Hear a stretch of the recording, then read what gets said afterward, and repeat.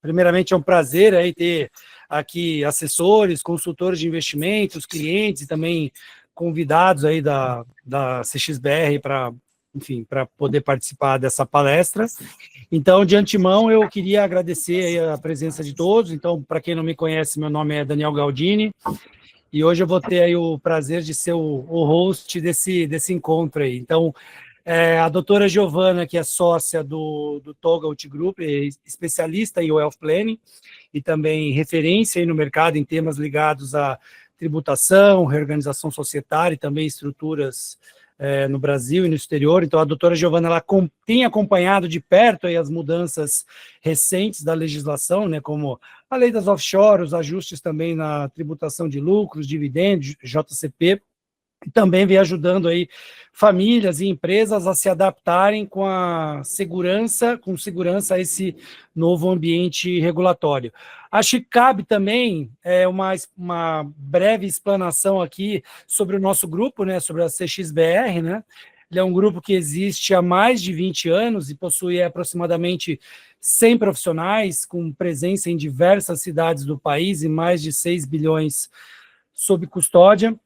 A gente atua de forma integrada em assessoria, consultoria de investimentos, gestão discricionária, planejamento patrimonial, gestão financeira, sempre com foco em entregas consistentes e personalizadas para famílias, empresários e também investidores. Tá? Então, falando um pouquinho do tema aqui da nossa palestra, né, nos últimos 2 anos, a gente viu uma série de reformas e atualizações tributárias que impactam diretamente o planejamento patrimonial e também aí a decisão de investidores e também de empresários. Então, só para citar alguns pontos que ganharam mais relevância aí nos últimos dias, né? Tributação sobre dividendos, tributação anual aí das altas rendas, né? Os super ricos, né? Agora chamado de super ricos, né? Essa expressão super rico é ótima, né? Super ricos, né? Super rico, né? Aí você vê que no país é lamentável. Dos outros países, o rico é o Elon Musk, aqui eu sou rico. O cara ganha mais de $8 mil, é super rico, mas super rico. Distribuição de dividendos a sócios e acionistas do exterior, também tributação de doações. Então, a ideia aqui hoje, né, é traduzir essas mudanças de forma clara, de forma prática, mostrando aí riscos, alternativas e também oportunidades para quem assessora clientes ou também para quem faz a gestão, aí, a administração do próprio patrimônio. Obrigado, Giovana, por estar conosco. A palavra é sua aí. Muito obrigada pelo convite, fiquei super feliz. Obrigada a todo mundo que está aqui acompanhando a gente nessa sexta-feira. Por favor, já peço de antemão que não ataquem a mensageira. A mensagem nem sempre vai ser boa, mas eu vou também trazer informação boa, informação importante aqui para a gente trazer um pouco de eficiência. Mas eu acho que basicamente, a ideia é a gente falar aqui um pouco da reforma, impactos e as oportunidades que a gente tem de movimentação. E basicamente eu quero falar de 3 frentes com vocês. Então, a gente vai falar um pouquinho sobre, de ponto de vista objetivo tributário, imposto e planejamento sucessório, aluguéis, né, na holding e dividendos. Então, dentro desses núcleos, acho que a gente pode ir indo para não, né, de repente ter alguma pergunta ali logo naquele tema e a gente não trava também. Acho que pode ficar à vontade nesse sentido. Eu vou dividir tela com vocês. Eu preparei uma apresentaçãozinha para facilitar, né? Porque às vezes eu vou estar falando aqui um monte de palavra, uma sopa de letrinhas, às vezes, que a gente precisa utilizar quando a gente fala de tributário. Então, preparei para a gente poder olhar um pouquinho. Vocês estão vendo minha tela? Só para segurança? Sim. Perfeito. Maravilha.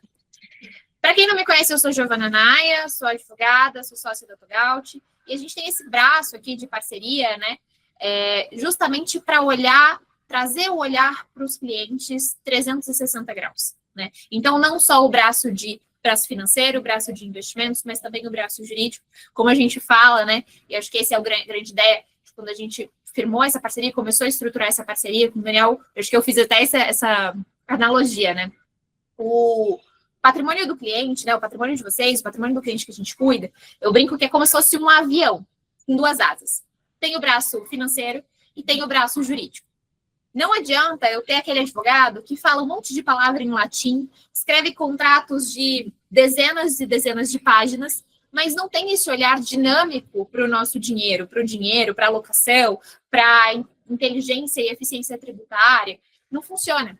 Da mesma maneira que a gente não funciona, o consultor, o assessor, que ele olha só para o financeiro, que ele olha só para a rentabilidade, mas ele, por exemplo, não observa a questão tributária. Então, quanto que é de rentabilidade líquida? Será que o imposto está corroendo, né, a minha rentabilidade? Então, o nosso braço aqui, o nosso apoio das duas empresas, das 3 empresas, é justamente para trazer esse olhar 360 graus para o patrimônio de vocês, para a operação de vocês.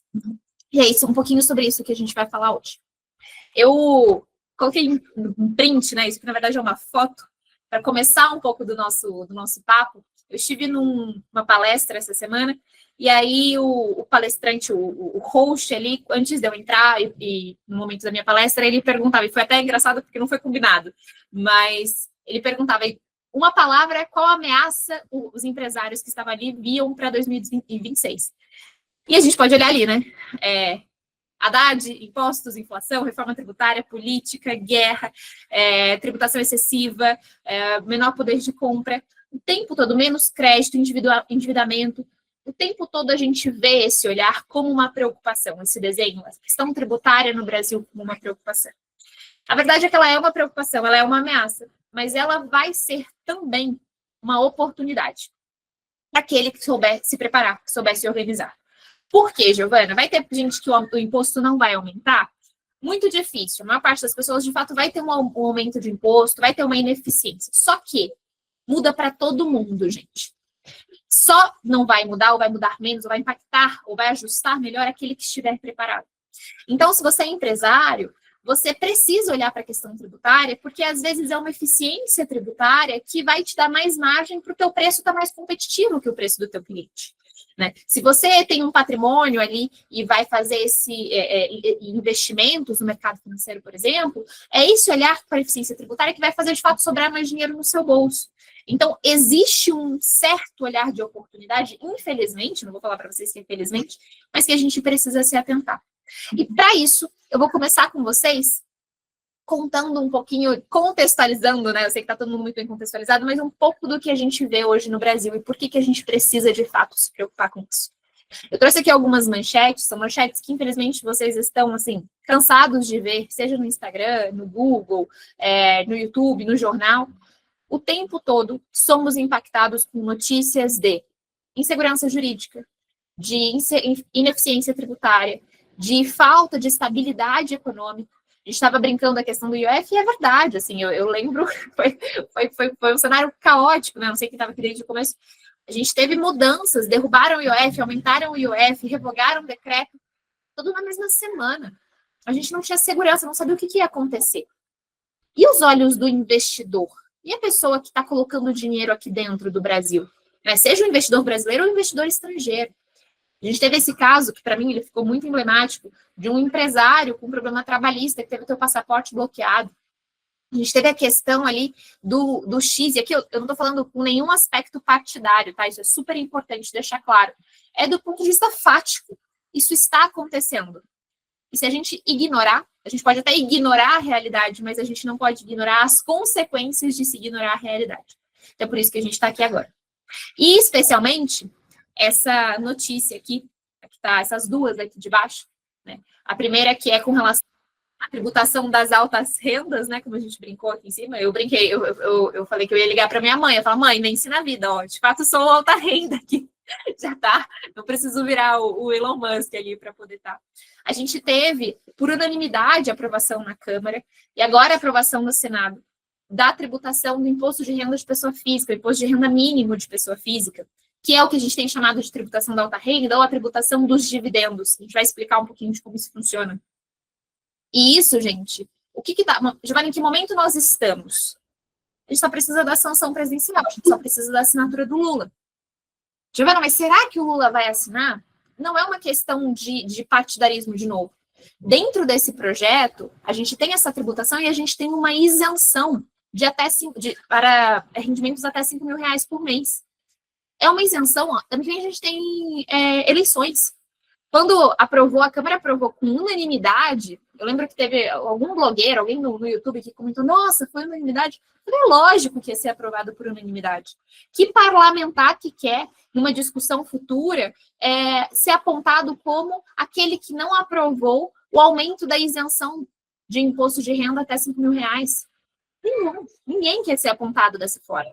Então, foi aprovado com unanimidade pela Câmara, foi aprovado no Senado, e agora a gente está só esperando a sanção presidencial. Giovana, mas o Lula não tem um prazo para assinar isso? A gente vai falar sobre isso em detalhes, mas a verdade, pessoal, quando a gente fala de imposto de renda, eu tenho uma regrinha tributária que chama anterioridade anual. Isso significa que, se o Lula assina no dia 31 de dezembro, no dia 30 de dezembro, passa a valer no dia 1º de janeiro. A gente não tem aqueles 90 dias que a gente às vezes está acostumado a ouvir e tudo mais, quando eu falo de imposto de renda. Então, é algo que, na minha opinião, na opinião da maior parte das pessoas, já está dado. A gente já precisa se preparar e já precisa se prevenir. Vamos falar sobre isso? E também vamos falar sobre essa corrida aos cartórios, né? Esse olhar que as famílias estão tendo para antecipação de herança. Porque também haverá este impacto. A gente também vai ter um impacto tanto com relação a essa tributação dos dividendos vai impactar a herança, tá? A doação, a gente vai falar sobre isso. As famílias que estavam fazendo planejamento sucessório, quanto o próprio imposto de herança e doação. E a gente vai bater esse papo, tá bem? Eu vou começar dando um pouquinho de cenário e contexto para vocês, porque eu acho que é importante a gente entender de onde as coisas surgiram, né? A gente não simplesmente chegar e falar... A ideia não é ser um papo de tributarista aqui, não é um papo de advogado. É um papo, de fato, de consciência e eficiência econômica, financeira, para a gente olhar para o nosso patrimônio e a gente entender do que a gente está falando. O que foi essa reforma tributária? O que é essa reforma tributária? Isso é unanimidade também, acho que não tem ninguém no Brasil, em sua consciência, que diria que nós não precisamos de uma reforma tributária. Todo mundo identifica essa necessidade. O Brasil, ele é um dos países em que mais se gasta horas com o imposto. Não é o próprio imposto, não é nem só pagar alto, um valor alto de imposto. Eu gasto muito tempo para entender o sistema tributário brasileiro. Ele é um dos mais complexos do mundo. E aqui, gente, eu trouxe uma pesquisa para vocês do Banco Mundial. O Brasil, ele gasta 1.500 horas por ano, né? O contribuinte ele gasta cerca de 1.500 horas por ano para entender dos impostos dele, daquilo que ele tem que pagar, para saber se ele vai pagar, o quanto ele vai pagar e quanto ele deve pagar. E aí você fala, Giovana, mas 1.500 horas será muito? Vamos comparar. Nos Estados Unidos, por exemplo, se gasta 175 horas por ano. Na Suíça, 63 horas por ano. A média da OCDE é de 164. E nós gastamos quase 10 vezes isso para entender do nosso sistema tributário. Então, é fato de que precisávamos de uma reforma. A gente precisava redesenhar esse manicômio que a gente vivia. Poxa, são muitos impostos, imposto em cima de imposto, eu nunca sei exatamente o que eu estou pagando. E essa foi a proposta de reforma que se veio, né? Se trouxe com esse desenho. E quando a gente teve esse movimento o desenho de promessas, né, de campanha eleitoral do atual governo, ele trouxe, olha, primeiro a gente vai falar de imposto do consumo, depois a gente vai falar de imposto de renda. Então, a agenda estava dada, não é nenhuma novidade, na verdade, o que está acontecendo. E é isso que a gente vai entender como que isso impacta, de fato, no nosso patrimônio, né, na nossa vida hoje em dia. O que essa reforma tributária, ela trouxe? A reforma tributária do consumo, né, primeiramente. A maioria dos países, ele tem apenas um imposto, um tributo sobre o consumo. Então, quem já foi viajar, por exemplo, para os Estados Unidos, para a Europa, já passou pela seguinte experiência. A gente vai fazer compras, e aí a gente vê um valor na etiqueta. Por exemplo, $100, né? 100 euros, enfim. Quando eu passo no caixa, o valor não é exatamente aquele 100, é um pouquinho a mais. Por quê? Porque o tributo, ele é único e separado. A gente não tinha, é diferente daqui do Brasil. Quando eu vou comprar um celular aqui no Brasil, por exemplo, é o valor que está na etiqueta. Quanto daquilo é de imposto? Quando eu vou comprar uma blusa, é o valor que está na etiqueta. Quanto daquilo é de imposto? Eu não sei. E lá fora eles já tinham essa sistemática, com apenas um imposto. Nos Estados Unidos, é o que a gente chama de sales tax. Na Europa, a gente chama de VAT. Né? E aqui no Brasil, a gente vai chamar de IVA, né? Imposto de valor agregado. E aqui no Brasil, ele se divide em dois, né, o tributo. É o IVA dual, IBS e CBS. Mas, basicamente, qual foi a promessa? Eles falaram, olha, vamos pegar 5 impostos e vamos transformar em um. 5 tributos e transformar em um. Um que se divide em 2, né? Mas aqui, então a gente vai pegar o ICMS. O ICMS, que é o Imposto de Circulação de Mercadoria, um imposto estadual. O ISS, que é o Imposto de Serviços, de Prestação de Serviço, é um imposto municipal. O IPI, de Importação, a PIS e a COFINS. Vamos pegar todos esses impostos e transformar basicamente em um tributo que se divide em 2. Quando eles começaram esse desenho, foi um desenho que prometeu muitas coisas. Ele prometeu, por exemplo, neutralidade. Qual que era a ideia? Um desenho mais simplificado, em que os impostos, os tributos, de uma maneira geral, não interferissem nas decisões de investimento e de consumo. Como assim, Giovana? Bom, quando a gente vê, por exemplo, uma indústria que vai lá para o interior de um estado no Nordeste, vai para o interior do Rio Grande do Norte. Por quê? Vai para Minas Gerais ou para Santa Catarina. Por quê? Muitas das vezes a indústria ia para lá porque lá o ICMS era menor, eles pagavam menos imposto. Então, eu não era neutro, eu tinha decisões que eram tomadas por conta das normas tributárias, justamente para incentivar o que a gente chamava de guerra fiscal. Então, eu tinha estados que cobravam mais ou menos de ICMS, eu tinha estados que cobravam mais ou menos de TCMD. A gente tinha esse movimento. E uma das propostas da reforma era: vamos ter neutralidade. Eu não quero o sistema tributário influenciando as decisões de investimento e de consumo. Quero uma base ampla, quero uma rápida evolução dos créditos, então eu quero uma operação mais ágil. Eu quero tributar a importação e não tributar a exportação, justamente para trazer um desenho de protecionismo ali nacional. Quero cobrar por fora, ou seja, o tributo não compor a base de cálculo dele mesmo, como ela fora, né? A gente vai começar a enxergar, teoricamente, o que é imposto e o que não é imposto. Uma legislação uniforme, e aqui isso é muito importante, ou seja, eu quero uma regra nacional, eu não quero mais que os estados tenham tanta liberdade quanto eles possuem hoje. E a tributação no destino. O que significa isso? O tributo vai acontecer onde o consumidor está, e não mais na origem. Então, por exemplo, a gente deu o exemplo, né, da indústria que estava lá em Santa Catarina. E eu estou hoje em Brasília, eu consumia aqui em Brasília. Quando eu tinha essa tributação anterior, que é o que está em vigor por enquanto, a tributação acontecia lá em Santa Catarina. E isso eles não querem mais. Falam assim, não, vamos fazer uma tributação no destino, no consumo. Isso trazendo um claro impacto, gente, de novo, no bolso do consumidor. Todo esse desenho, ele traz muita eficiência, eu não acho, assim, pontos contra, pontos a favor, mas a ideia era trazer algo mais neutro, mais simples e mais geral. Tirando a responsabilidade, muitas responsabilidades tributárias na mão dos entes individuais, então os estados, por exemplo, os municípios, e levando para a responsabilidade federal.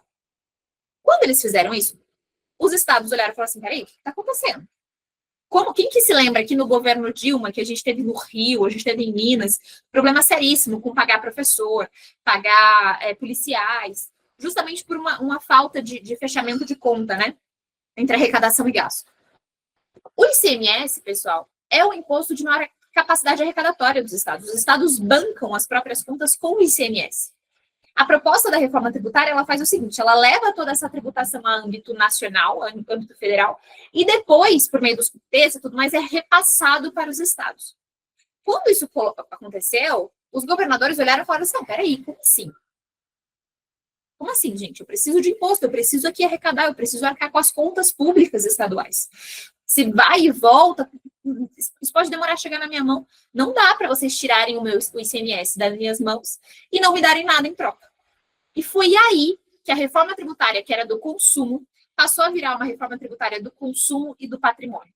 É por isso que a gente vai falar de planejamento sucessório hoje. Não era para a gente ter que falar sobre isso. Não era para eu ter que falar sobre mudança no imposto de herança e doação. Isso só aconteceu por conta dessa movimentação. Os estados olharam e falaram assim, não, governo federal, vocês querem fazer uma reforma tributária? Entendi. Vocês querem tirar parte do dinheiro da minha mão? Eu entendi, mas eu preciso de outro dinheiro. E foi aí que eles começaram a construir o texto da reforma, que é o texto que a gente tem hoje, trazendo a tributação do que a gente chama de TCMD, o imposto de causa-mortes, imposto que a gente paga no inventário, né, o imposto de herança e doação. E é por isso que a gente está falando sobre isso agora. É por isso que eu vou falar um pouco sobre o ITCMD. Eu dei essa contextualizada só para a gente falar assim, Giovana, mas por que a gente está falando da reforma do consumo? Pois é, a reforma do consumo também virou uma reforma da tributação patrimonial. E isso é algo que a gente precisa cuidar. Tá? O que acontece? O que a gente vai ter de principais mudanças aí? O que já está aprovado? O que não está aprovado? A gente tem uma emenda constitucional aprovada que traz algumas obrigatoriedades. E agora a gente tem um projeto de lei, que é esse projeto de lei 108, que está em fase de aprovação. Ainda não foi aprovado, tá bom? E impacta diretamente a tributação do patrimônio em evento de herança e de inventário, né? Processo de herança e de doação. Aqui, eu impacto de duas formas, tá, pessoal? Toda vez que eu falo de tributário, eu falo de alíquota, eu falo do percentual e eu falo da base de cálculo. A alíquota eu brinco que é o martelo, né? E a base de cálculo é a cabeça do prego, né? Que recebe a martelada. Quando eu falo de ITCMD, ITD, ITCD, tá? Essa sopa de letrinhas aqui, ela vai mudando, mas é sempre falando de causa-mortes, né? De processo de herança ou de doação. A alíquota hoje, ela é de até 8%. Mas ela é de até 8%, com cada estado tendo a liberdade de fazer aquilo que ele quiser. O ITCMD é um imposto estadual e cada estado decide como ele quer fazer. Quando eu vejo São Paulo, por exemplo, ele tributa 4% fixo. Quando eu vejo Minas Gerais, ele tributa 5% fixo. Eu vejo Rio de Janeiro, eles já tributam progressivamente em até 8%. Se eu vejo Paraná, é 4%. Então, cada estado hoje faz da maneira que bem entende, no limite estabelecido pelo Senado Federal. Esse limite hoje é de 8%, tá bom? A gente já vai falar um pouquinho sobre o aumento desse limite, se sim ou se não, mas hoje ele é de 8%. Esse projeto de lei da reforma tributária, ele traz a seguinte regra. Primeiro, que o imposto de doação e herança, ele precisa ser obrigatoriamente progressivo até 8%. O que isso significa para mim que moro em São Paulo, Giovana? Significa que a tua herança, por exemplo, ou a tua doação, se você estiver doando uma hold, se hoje ela é de 4% esse imposto, ele será de até 8%. Obrigatoriamente. Então, para grandes patrimônios, e assim, né, grandes patrimônios de novo, né, a gente está vendo que a alta renda é mais de 50 mil, então não sei dizer quanto que vai ser de grande patrimônio aqui. Para patrimônios maiores, eu vou no mínimo dobrar esse imposto. Se hoje eu pago 4, a partir dessa mudança eu vou pagar 8. No Paraná, a mesma coisa. Em Minas, que é 5, eu vou passar a pagar até 8. Então, essa progressividade obrigatória atingindo esse limite, esse teto, do Senado, ele é algo que preocupa muito. Porque se eu já estou olhando para um planejamento sucessório, talvez seja a hora de eu acelerar esse passo. De novo, cuidado. Olhe para o seu caso, né? Eu, por exemplo, quando eu falo de planejamento sucessório dentro da minha casa, eu tenho uma filha de 1 ano e 4 meses. Não tem como eu passar a minha estrutura, o meu patrimônio hoje para o nome dela. Eu quero ter mais filhos. Ela é muito jovem, a gente tem muita coisa ainda, eu sou muito jovem, tem muita coisa para acontecer. Então, eu não vou falar dentro da minha casa de doação da holding, mas eu já fiz a holding. Eu já contratei o meu seguro de vida. Poxa, na minha idade, eu estou no ponto ótimo de contratação de seguro de vida. Eu não vou pagar mais barato, nunca, do que hoje. Ontem era a hora de eu contratar, que estava mais barato do que hoje. Hoje vai estar com certeza mais barato que amanhã. Só tende a aumentar. Então, eu já tenho esse desenho. Eu já tenho um testamento. Eu já tenho um monte de desenho de planejamento sucessório. Mas, naturalmente, a doação ainda não faz sentido. A gente vai sempre adequar. E outro impacto que a gente vai ter, e isso, para mim, é o mais preocupante, né? Se a gente falou assim, poxa, vai dobrar a tributação? É pouco, gente. O mais preocupante, para mim, é a obrigação da avaliação das empresas e das holdings a valor de mercado. Porque isso aqui, existe uma subjetividade absoluta nesse desenho. Quem é empresário aqui já passou por um processo de M&A, já comprou uma empresa, já vendeu uma empresa, sabe que quando a gente tem duas partes, olhando para aquele M&A, já é difícil a gente achar o que é o valor de mercado de verdade, porque quem compra sempre quer pagar menos e quem vende sempre quer vender por mais. Já é difícil. Imagina se eu estabelecer isso com o fisco. E isso vem dentro do projeto de lei. O que significa? Eu trouxe até aqui a letra da lei para a gente poder olhar, tá? A base de cálculo deverá ser calculada com metodologia idônea. Vamos lá, a subjetividade. Inclusive método técnico que contemple eventual perspectiva de geração de caixa do empreendimento. E deverá corresponder ao valor ajustado a valor de mercado, pessoal.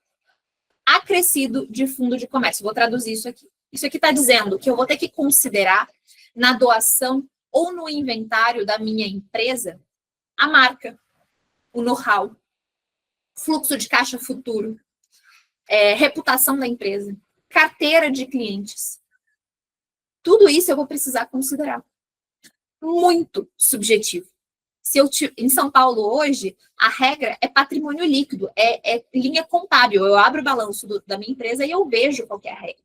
Se eu falo de uma holding, a doação de uma holding hoje no estado de São Paulo, ela normalmente se dá pelo valor histórico, o valor que eu paguei nos imóveis lá atrás, que estava no meu imposto de renda de pessoa física, ou o valor que eu paguei estava na escritura. Ele vai passar a ser valor de mercado. E um valor de mercado que vai levar em consideração reputação, vai levar em consideração carteira de clientes. Eu vou falar para vocês da minha realidade. Hoje a gente tem, por exemplo, uma sala que a gente aluga para a Caixa Econômica Federal. Como que o fisco vai avaliar isso? Vai falar assim, nossa, é uma carteira de clientes, então a gente tem algumas salas alugadas para outras empresas, para outros bancos. O fisco vai olhar e falar assim, não, com certeza a holding da família da Giovanna vale mais do que ela está dizendo que vale. Porque olha só a carteira de clientes que ela possui, qual é o risco de inadimplência que ela possui? Isso vai levar mais judicialização, vai levar com certeza a um valor tributário muito mais alto do que a gente tem hoje. Isso tudo é muito preocupante. Então, e eu estou falando disso aqui com vocês, para a gente olhar já, se for o caso de vocês. Poxa, eu tenho um cliente, Giovana, que a gente já estava falando de planejamento sucessório, ele já tem filhos, né, que já tem uma certa idade, já decidiu que não vai ter mais filhos. A hora é agora. Ou se for o seu caso, poxa, meu pai, a gente já pensou a falar sobre isso, mas ele não... a gente não sabia se era a hora é agora. Porque vai ficar mais caro esse processo, tá? Vai acontecer. E a gente ainda tem um outro detalhe, que isso não está vivo, né? Isso não está no momento aqui, não está no auge da sua discussão, mas a gente tem já projetos de lei pedindo o aumento dessa alíquota máxima, que hoje é de 8%. A gente teve em 2020 um pedido da entidade dos auditores fiscais pedindo para subir para 30%. A gente tem um projeto de lei do Cid Gomes que está a 16%, projeto de lei de 2019. Giovana, isso está quente lá no Congresso? Está todo mundo falando sobre isso? Não, não está. Mas, se a gente tem todo esse desenho aqui, que eu já expliquei para vocês, em que eu tiro o ICMS da mão dos estados, a gente tem aí um projeto, né? Essa reforma tributária tem uma fase de transição, que acaba em 2032. Assim que isso for avançando, será que os estados não vão começar a pressionar o governo para a gente ter um aumento dessa alíquota máxima do Senado Federal, que hoje é de 8%? É algo para a gente olhar. Não é algo para a gente se desesperar, não acho que há motivo para isso, mas é algo que eu não posso fingir que não está acontecendo. E se eu já estiver falando de planejamento sucessório dentro de casa, se já fizer sentido esse tema dentro de casa, agora é mais do que nunca. Porque não vai ficar mais barato, não vai ficar mais eficiente. Só tende a aumentar. E é uma preocupação que a gente precisa ter. Giovana, quanto tempo eu tenho para me preocupar com isso? O ITCMD, gente, essa regra, e aí, assim, duas coisas, tá? A tributação dos dividendos, ela impacta esse planejamento sucessório, a gente vai falar sobre isso depois. Mas hoje, ignorando a outra questão tributária, falando hoje de imposto de doação e herança, eu tenho sempre duas regrinhas. Eu tenho a regra dos 90 dias e a regra do ano, calendário. Significa isso.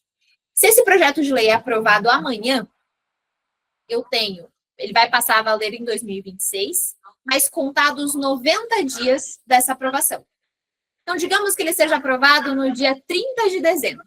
Ele vai passar a valer, de fato, e aí os estados se adequam, ali para março de 2026. Então, teoricamente, eu tenho um tempinho para me organizar. Só vale a gente olhar para o nosso patrimônio e entender a complexidade do nosso patrimônio. Então, poxa, eu tenho imóveis que estão irregulares, por exemplo, eu tenho uma discussão que vai ser uma discussão que vai levar tempo, porque se eu sentar e conversar sobre isso com o meu pai, ou sentar e conversar sobre isso com os meus irmãos, vai levar mais tempo. Então, é um ponto importante para a gente já se atentar. Tá bem? Não sei se tem alguma dúvida com relação a isso. Giovana, eu levantei a mão aqui, até aproveitar uma dúvida aqui. Deixa eu só perguntar uma coisinha rapidamente aqui. Você falou assim que depois da virada de ano tem até um tempinho, talvez até março, alguma coisa por uma regulamentação maior. Mas se a gente deixar isso aí virar o ano, eu entendo que, e aí de repente sair essa regulamentação, eles não podem considerar alguma coisa retroativa, uma vez que já era válido a partir de janeiro, ou não? Não, porque a regra do imposto de sucessão tem essa anterioridade nonagesimal. Eu tenho 90 dias. Então, se isso for aprovado amanhã, dia 15 de novembro, eu tenho 90 dias contados. Ela tem os 90 dias, tá. É isso. E ela ainda não está aprovada, vai ser provavelmente aprovada no ano que vem, é isso? Eu acho que ela vai ser aprovada esse ano ainda. Não, mas a nível estadual? Não, porque tem que ter uma representação estadual. Acho que vai ser a partir do ano que vem. Aí esse é o ponto. Se a gente se supera esse ano, se isso não é aprovado nem esse ano, por exemplo, e só aprovado ano que vem, a gente tem só para 2027. Então a gente tem mais um fôlego. Por isso que, assim, o que a gente tem conversado com os nossos clientes, já faz sentido? Giovana, eu já tenho filhos que já têm, né, a gente já entendeu um pouco que filho que vai seguir com a empresa, a gente já entendeu um pouco como que vai ser aqui o futuro, a gente já está organizando, aí eu acho que já faz sentido. Giovana, eu tenho filhos menores de idade ainda. Não sei se precisa, assim, você está bem de saúde, está tudo certo. Então, acho que dá para acalmar um pouquinho, não precisa ter um desespero, não precisa ter uma pressa exacerbada para esse desenho. Legal. Joia. Obrigado. Imagina. É isso? Mais algum ponto, por enquanto? Tem uma pergunta aqui que surgiu, né? Tem uma pergunta aqui. Quem não tem imóvel, mas tem apenas aplicações financeiras, como funciona a doação? É José Manuel. Perfeito. José, a doação de aplicação financeira, ela funciona a valor de mercado. Então, por exemplo, se eu dou ações, é o valor do mercado. Se eu dou o dinheiro, é o valor do dinheiro, né? Então, ali a gente funciona diretamente dessa forma, tá? A tributação. Hoje, São Paulo, por exemplo, está 4%, Paraná está 4%, Minas está 5%. Aprovando essa mudança de lei e os estados se adequando, a gente vai atingir esse teto máximo de 8%. Tá? Mas ela já Quer dizer, essa subjetividade que você falou antes, ela se aplica, no caso, a questão da holding, que tem, de repente, um valor de mercado ali que é um pouco mais subjetivo. Quando a gente está falando de valor, tipo, bens imóveis, eu acho que, tipo, se não forem alugados nem nada, um patrimônio só da família, enfim, ou empresas, financeiros, né? Ou bem financeiro, eu acho que aí sim é o valor normal, é fácil, é o valor claro ali, né? Eu acho que quando a gente está falando de empresa e holding, que aí tem uma subjetividade maior, é isso? Exatamente isso. Então, imagina, agora a gente vai fazer um processo de sucessão ou de doação de uma clínica médica, de um escritório de advocacia. Poxa, como é que eu vou discutir agora valor de mercado? A gente vai começar a precisar fazer valuation, gente. Quem faz esses valuations? A gente vai precisar começar a fazer valuation da empresa para fazer uma doação. É isso. E assim, por que, Giovana, eu precisava fazer valuation? Porque quando a gente... O que acontece, né? Quando eu faço um movimento que é fato gerador de imposto, quando eu faço, por exemplo, uma doação, o fisco, ele normalmente demora ali 4 anos e meio para me autuar, quando ele quer autuar. Por que 4 anos e meio, Giovana? Porque ele tem até 5 anos para me questionar.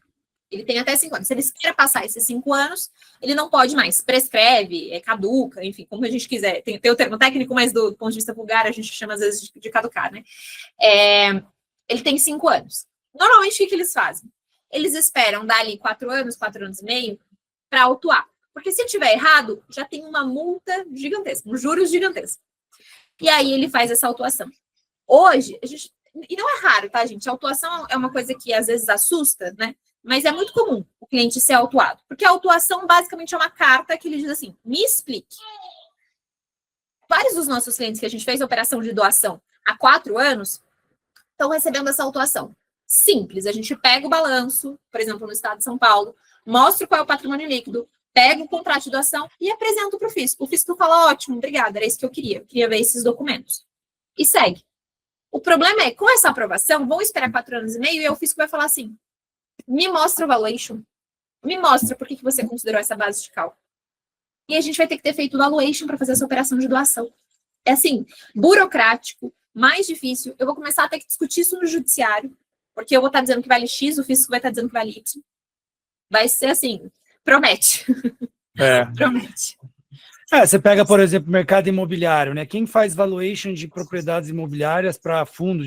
São ali as 4 maiores empresas ali, as consultorias imobiliárias e tal. Agora, para esse tipo de FII, cara, quem que vai fazer esse tipo de valuation? Vai ser quem que vai pagar por isso, né? Se for uma empresa de primeira linha, quem que vai pagar, entendeu? Então, é o que você falou, vai ficar realmente muito mais burocrático e custoso, né? Exatamente. Bem mais complexo, né? Aquilo que era para simplificar. Exato. Não necessariamente. Bom, vamos lá.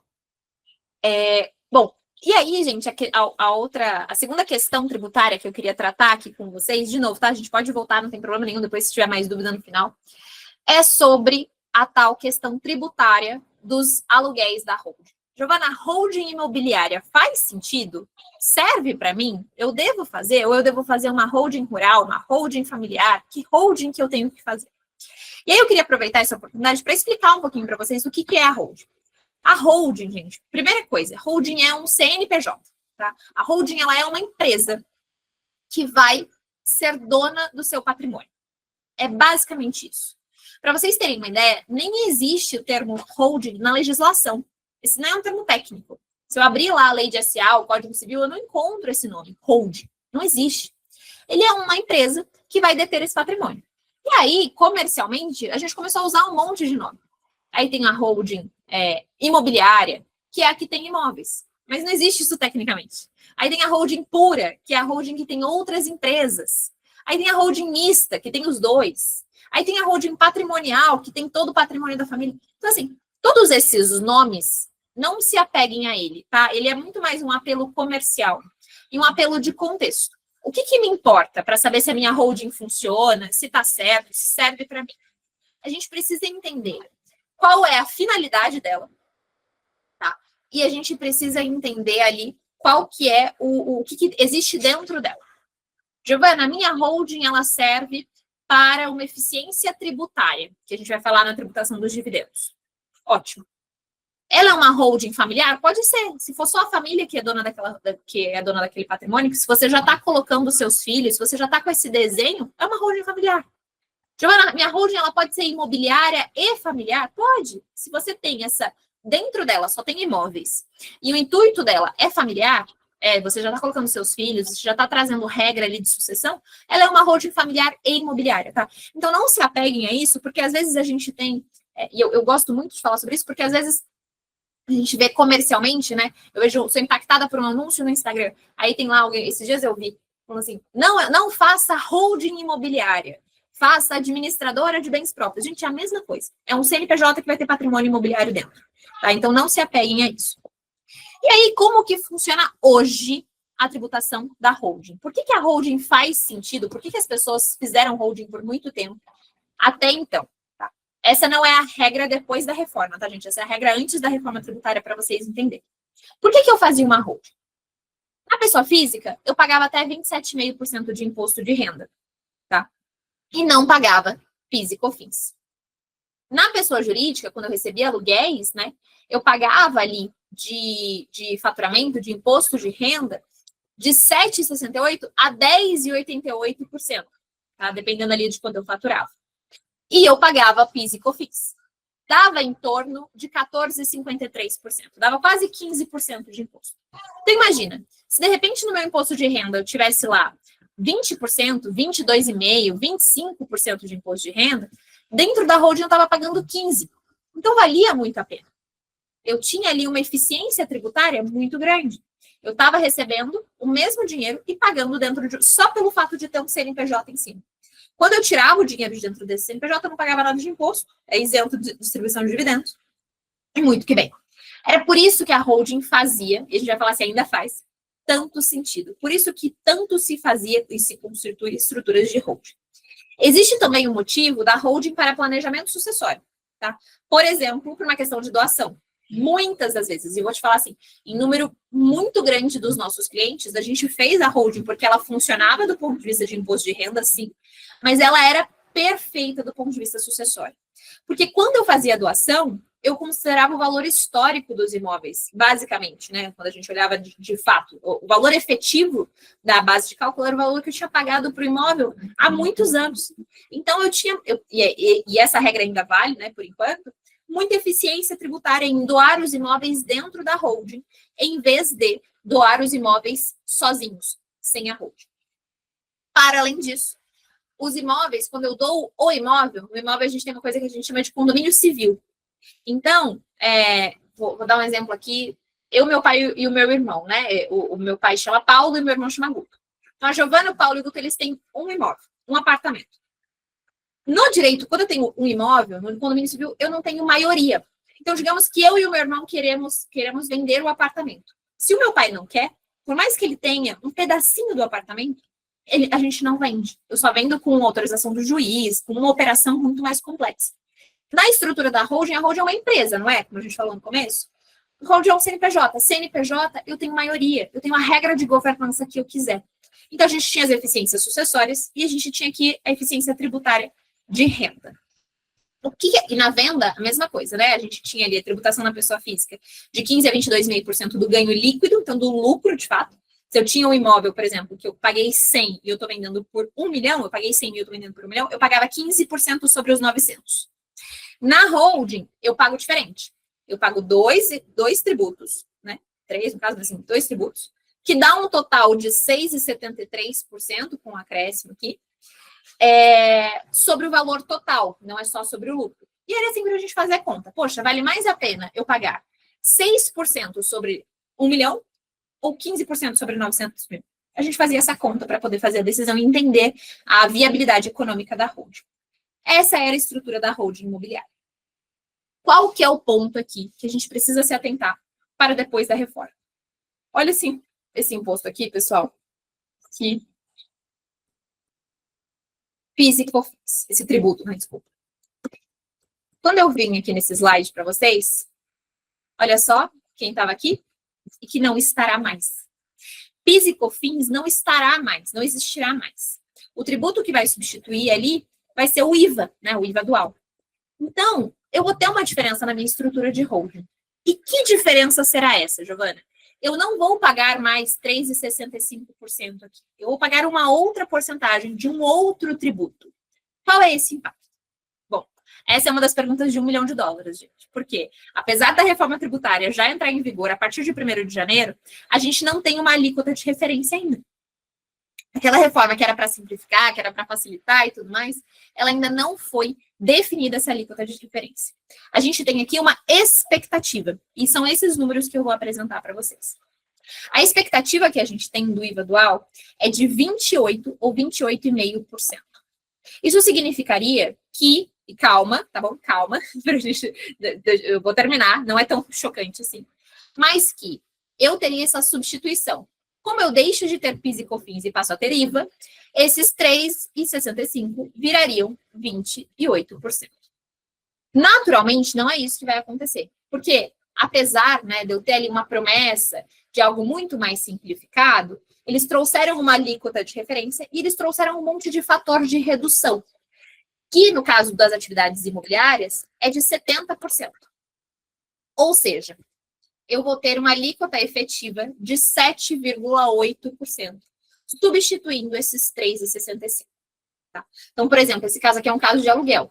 O aluguel que antes eu pagava, por exemplo, 14,53 no máximo, eu vou passar a pagar 18,68 de imposto dentro de tributo, dentro da holding. Lembrando que esse valor de 7,8 aqui, ele é um valor que a gente está presumindo, porque a gente está falando sobre esse IVA de 28%, de 28,5%, mas é algo que a gente ainda está, assim, um olhar que a gente está tendo aqui para a reforma tributária. É nisso que vai mudar. Se você hoje tem uma estrutura de holding, quando você pagava 15% ali, mais ou menos, de aluguel, você vai pagar quase 19% de tributação na receita desses aluguéis, na rentabilidade desses aluguéis lá dentro. E aí, talvez vocês estejam se perguntando e falarem assim, Giovana, então não vale mais a pena holding.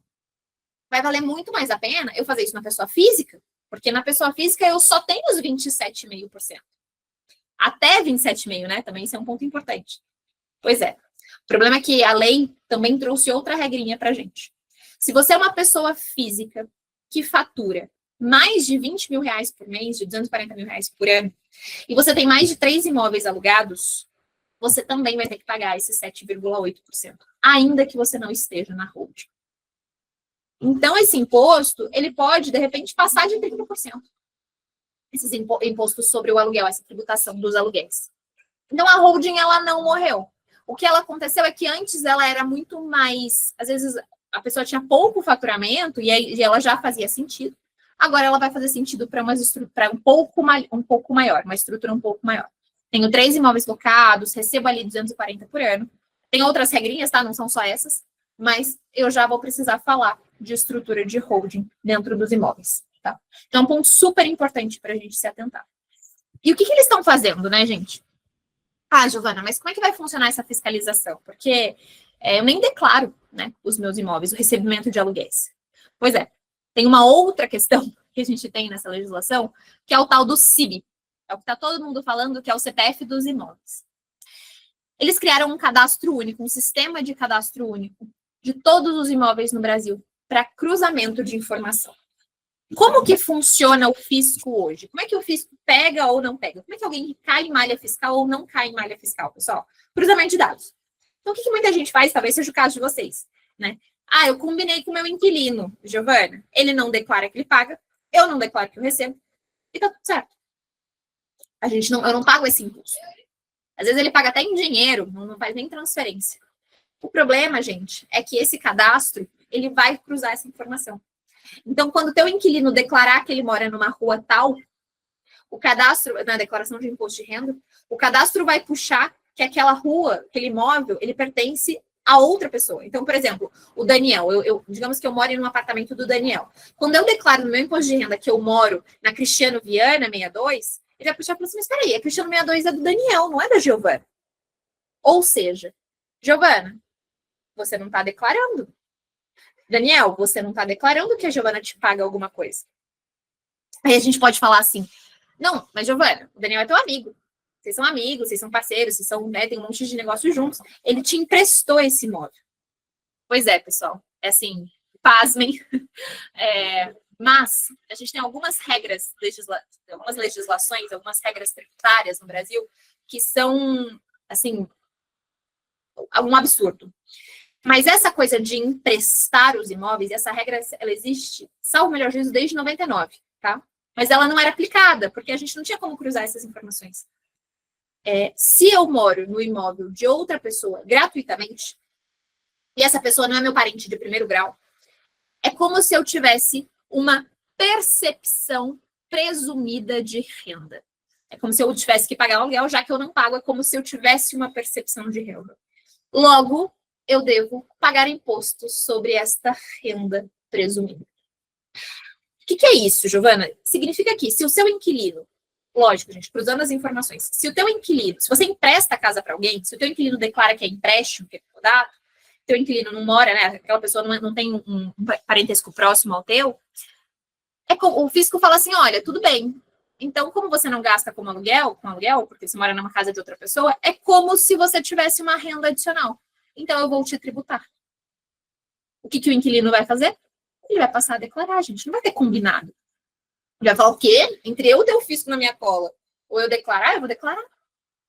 E aí, ô, Giovana, essa história toda me lembra aquele meme, só para deixar um pouco mais leve, aquele meme dos dois pistoleiros, né, que um pergunta assim para o outro, quanto que eu te devo, né, que é o contribuinte.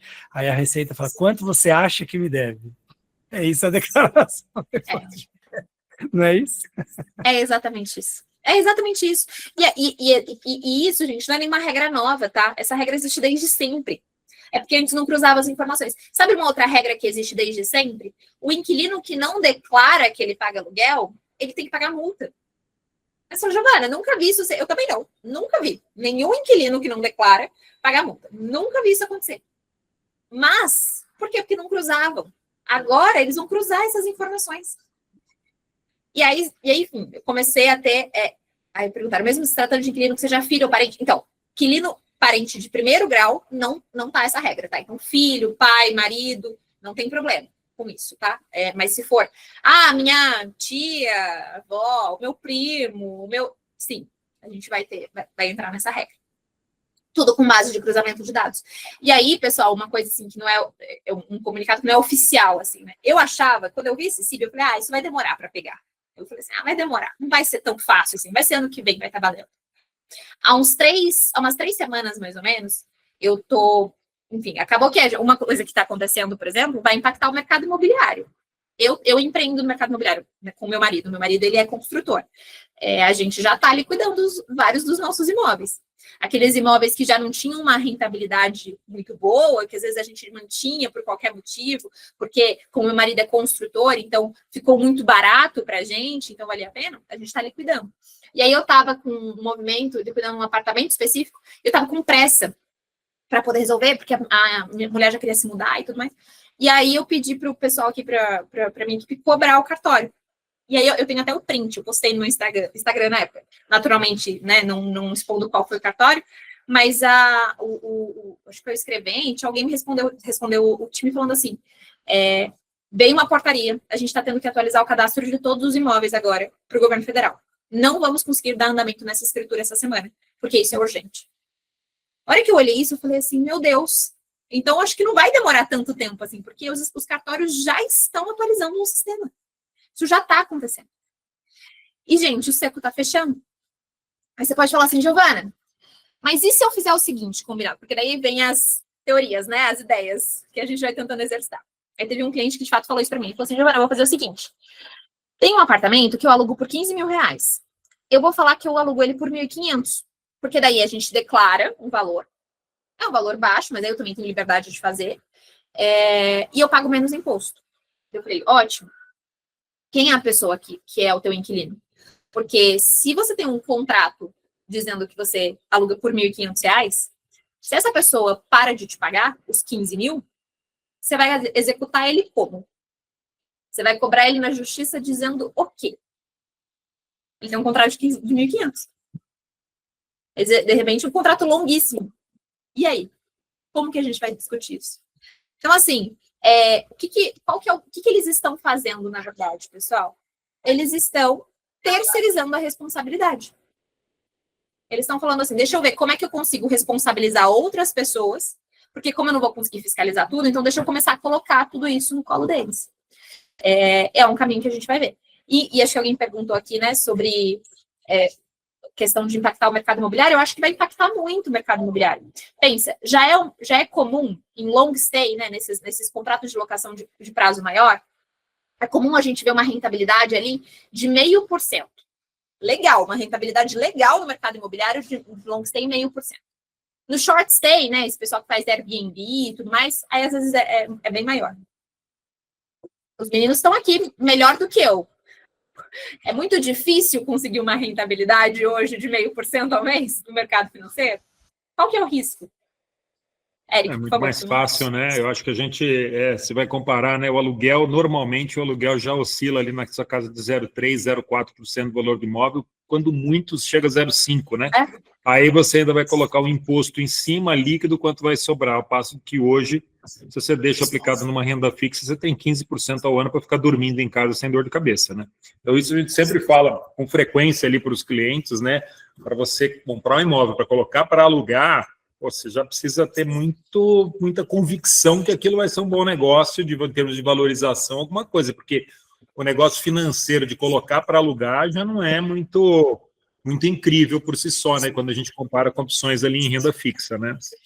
E quanto que isso representa do seu patrimônio, né? Porque às vezes o investidor ele empenha a vida em comprar ali um imóvel para, sei lá, ter ali um aluguel e acaba imobilizando ali o patrimônio, né? Então, assim, se é um investidor imobiliário que tem ali um portfólio imobiliário grande, né? Enfim, ainda tem liquidez, ok, né? A parte imobiliária acaba sendo uma diversificação, mas isso que a Giovana está falando é importante, que vai ficar mais difícil, né? Agora, menos interessante, né? Menos interessante, né? Exato. Agora, Giovana, deixa eu só falar aqui, tem algumas perguntas aqui. Claro, vamos lá. O Michel perguntou aqui, Giovana, já sou avô, devo me preocupar com esse problema?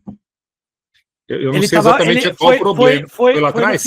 Foi no final do segmento anterior, quando ela começou a falar da parte de imóveis, veio essa pergunta, e aí acabei esperando para fazer. Tá, Michel, eu acho que sim, assim, a gente deve estar falando de planejamento sucessório, com certeza, assim, você já está com uma vida imagino, muito mais encaminhada. Se você já é avô, seus filhos já são adultos, ou pelo menos já são adolescentes, eles são mais velhos. Você já sabe quem vai seguir para onde. Você já tem, de repente, e aí não sei qual que é a tua realidade patrimonial, mas vou te dar um exemplo do que é muito comum a gente ver com os nossos clientes. Eu sou avô e eu dei um apartamento para cada filho. Poxa, vamos doar agora esses apartamentos para esse filho. Não vamos esperar isso acontecer no processo de inventário. Eu peguei e eu tenho um filho que toca clínica médica junto comigo. Ou ele é advogado, advoga junto comigo, ele trabalha junto comigo, quer que seja, no ramo que for. Deixa eu já direcionar esse patrimônio, deixa eu já me antecipar nesse desenho. Então, assim, Michel, você sendo avô, Giovana, não sou avó, mas tenho filhos mais velhos, a gente já está entendendo aqui o direcionamento também, tá? Não sou avó, não sou avó. Mas sendo avô e avó, assim, eu acho que é para ontem que a gente fazer conta. E aí um ponto, Michel, que é muito importante. Tem uma tecnologia que advogado não sabia mexer muito bem. Mas se você for contratar um advogado, você obriga ele a mexer, que é o tal do Excel. Excel não deixa advogado mentir. Tem coisa que não é objetiva, tem coisa que é subjetiva mesmo. Mas aquilo que é objetivo, o Excel não deixa o advogado mentir. Então, você vai mandar o seu advogado, e se você quiser trabalhar com a gente, já está à disposição, botar isso em números para você. Então, olha, se eu fizer hoje, qual que é o imposto? Se eu fizer depois, qual que é o imposto? Qual que é o impacto? Quanto custa? Qual que é a economia que eu vou ter? Não é palavra bonita. Eu brinco muito disso, mas é verdade, assim, é verdade. A gente fala isso dentro do escritório. Ter uma holding é bonito? De repente pode ser legal você falar que você tem uma holding, mas você paga menos imposto quando você tem uma holding? Eu fiz o planejamento sucessório. Muito legal. Você pagou menos imposto? Você teve eficiência? De repente você faz o planejamento sucessório não olhando para o imposto, mas olhando para evitar o conflito, por exemplo. Pode ser. Mas se a questão for tributária, tem que ter conta, sabe, Michel? E aí pode cobrar do advogado aí, que ele tem que aprender a mexer no Excel para poder te mostrar a viabilidade dessa operação. Mas eu acho que você já deveria, sim, se preocupar e entender melhor, pelo menos, tá? Boa. A gente tem uma outra pergunta aqui do Nelson, que ele pergunta o seguinte: a regra estabelece 240 mil anuais em mais de 3 imóveis decorrentes só de renda de aluguéis ou 240 mil como um todo? 240 mil de aluguel e 3 imóveis alugados. É cumulativo. Tá. Tá. Se forem dois imóveis e 240 mil, tá tudo bem. Isso. Aí eles têm uma regrinha que, de repente, se no ano seguinte você recebe mais do que 240 mil, ainda que no ano anterior você tenha recebido um pouco menos, então tem uma série de regrinhas ali que eu posso... algumas compensações, mas é 240 de aluguel. Tá. O Anderson perguntou aqui também como vai ficar a fórmula dos super ricos. Eu não sei se essa é uma próxima etapa que a gente vai falar agora, né? Então vamos deixar isso na frente. Na agulha. Aqui. Na agulha. Daí tem uma pergunta do Arthur: doação com usufruto pode se categorizar por aluguel? Vamos lá, Arthur, que o teu caso deve ser assim: olha, Giovana, eu doei o patrimônio para o meu filho e eu reservei o usufruto para mim. O usufruto, ele é, o que ele é, né? Ele é o direito de usar o patrimônio, né? Basicamente é isso. Quando eu dou com usufruto, eu dou o que a gente chama de nua propriedade, que é a propriedade pelada. Literalmente, é esse nome, é nua propriedade, tá? Isso é jurídico. É a propriedade pelada porque é a propriedade sem direito nenhum. Então, você doa como se você doasse a propriedade, mas não tivesse a posse para si. Se o teu caso foi, e que é muito comum, tá? Inclusive, Michel, pode ser que seja o teu caso. Giovana, eu vou doar o meu patrimônio, mas eu vou manter o usufruto. Então, eu vou doar a minha casa, porque eu já quero resolver toda a questão tributária sucessória, mas eu vou manter o usufruto. Quando eu mantenho o usufruto, se eu estiver alugando, o dinheiro é meu. Se eu resolver parar de alugar, a decisão é minha. Se eu estiver morando, a opção é minha. Então, neste caso, se o usufruto é meu, não é aluguel, não se caracteriza. Tá? Eu tenho, de fato, inclusive é uma das estratégias que a gente usa, tá, Arthur? Porque às vezes pode falar, poxa, então eu não posso doar os meus imóveis para o meu filho, a casa que eu moro, eu não posso doar, eu não posso fazer um planejamento sucessório? Pode. Você vai reservar o usufruto e vai fazer a doação da nua propriedade. Joia, ótimo. Eram essas perguntas, Giovana. A pergunta do Daniel aqui, acho que já respondeu, né? Comprar para alugar vai ser menos interessante, é isso? Acho que a gente já falou, né? Está respondido. Sim, né? Quer dizer, na realidade, assim, hoje as pessoas, em teoria, já deveriam estar recolhendo imposto, né? Vai ficar menos interessante, porque agora você não vai conseguir sonegar. Eu acho que é isso, né? Na realidade, assim.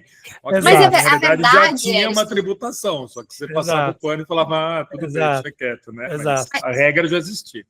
Mas você sabe que, assim, isso é muito triste, assim. Muitas das vezes, e é uma provocação, vocês não precisam contar aqui no chat, mas vocês que alugam imóveis, reflita isso. Assim, o meu imóvel, meu aluguel, pararia de pé se eu tributasse? Porque a sonegação, eu falo que assim, não é correto, mas não é meu papel julgar também. Meu papel aqui não é, eu não sou fisco, sou advogada, sou advogada, inclusive. Mas é sempre essa provocação. Porque agora vai ficar muito mais difícil, vai ficar muito mais complicado, né? Esse movimento de sonegação. Então, às vezes, a conta só fecha, esse 0,3, 0,4, 0,5 que eu tenho de rentabilidade, é porque eu sonego. E agora, sem sonegar, precisando tributar. Então, é um ponto que é analisar, de fato, a viabilidade, né? Existem casos e casos. Eu acho que vai entrar muito mais no que o Daniel falou, né? Talvez como uma diversificação de portfólio, né? Beleza, eu tenho um portfólio grande de investimentos perfeito, joia, mas, de repente, vou diversificar alguma coisa em imóvel, com uma expectativa de valorização do imóvel, nem tanto com aluguel, mas com uma ótica de combinar a valorização um ativo com diversificação. Real, né? Eu quero ter ativo real. Né? Mas, ou então, até mesmo uma questão pessoal da casa própria, né? De fato, ter um imóvel para morar, né? Falar assim, nossa, eu quero ter na casa própria. Eu gosto de tijolo, né? Eu quero morar ali, né? Aí tudo bem, mas como investimento é algo que a gente vai olhar com muito mais carinho. Sim. Boa. Vamos lá. Eram essas perguntas, Giovana. E aí, agora, a gente vai falar exatamente sobre... Eu não temos que desculpa o nome de quem perguntou, mas sobre essa questão... Anderson, dos super ricos. Dos super ricos. Tal da tributação... Vamos falar de nós agora. Vamos falar de nós. A tal da tributação dos dividendos. Que, na verdade, pessoal, não é tributação dos dividendos, tá? A gente chamou, assim, ficou comercialmente famoso. Eu falo também sobre isso, a gente faz evento falando sobre isso, mas ela não é, de fato, uma tributação dos dividendos. Ela é uma tributação da pessoa física. É o que a gente chama de imposto de renda de pessoa física mínimo, tá? E vai impactar os dividendos porque os dividendos são isentos, né? E ele veio com a intenção justamente de impactar os dividendos, tá? O foco são os dividendos. Mas sempre foi muito difícil aprovar a tributação dos dividendos. Sempre ficou meio intocável ali. Já tentamos várias vezes, ele era tributado, passou a ser isento, depois várias vezes tentaram tributar e nunca conseguiram. Então, o que eles construíram? Eles construíram essa tributação da pessoa física. E aí eu vou mostrar para vocês, por exemplo, essa aqui é a minha declaração de imposto de renda, tá? Para vocês enxergarem, para vocês verem. O que acontece, né? Eu hoje, quando eu vejo os meus rendimentos, eles giram em torno, rendimentos tributáveis, eles giram em torno de R$87 mil. O que é essa tributação? É o que eu tenho de prolabore, né? Eu tenho algumas empresas, eu sou administradora de algumas empresas, e eu tiro um mínimo de prolabore ali. Esse aqui é do ano passado, então ano passado eu dei à luz, eu tive uma filha, então passei por cirurgia e tudo mais, dedução de base de cálculo, eu tive uma tributação efetiva, o cálculo do imposto, a base de cálculo do meu imposto foi ali de 26 mil depois das deduções. Ou seja, eu não paguei imposto de renda de pessoa física aqui. Onde eu paguei? Eu paguei dentro das minhas empresas, porque as minhas empresas pagaram um valor de imposto altíssimo, e eu paguei nos meus rendimentos, nos meus investimentos financeiros. Porque aqui não entra, né? São rendimentos tributados exclusivamente na fonte. Então, eles não entram aqui como tributação na declaração de imposto de renda. Então, quando eu olho para a minha alíquota efetiva, olha só, ela foi de 0%. Então, isso significa que, na minha declaração de imposto de renda, se eu tive um rendimento total, e a gente vai falar o que é esse total daqui a pouco, tá? Acima de R$600 mil, eu tenho essa tributação extra, essa tributação de até 10% do que a gente tem chamado de RPFE.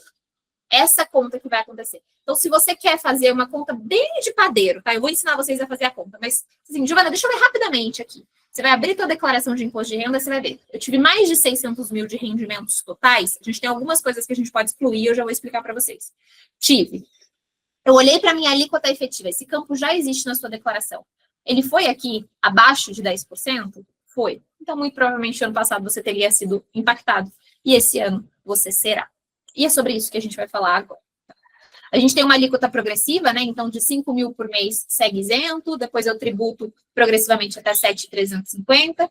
Depois, a partir de 600 por ano, de 50 por mês, eu tenho um progressivo de até 10%, né? De 0 a 10%. E como é que vai funcionar? Eu já volto para cá, mas como é que vai funcionar essa conta aqui? Deixa eu dividir aqui a tela com vocês para poder abrir uma outra tela em que eu tenho a conta certinho para vocês olharem. A verdade é que essa conta, a gente vai impactar muito e, infelizmente, principalmente os empresários.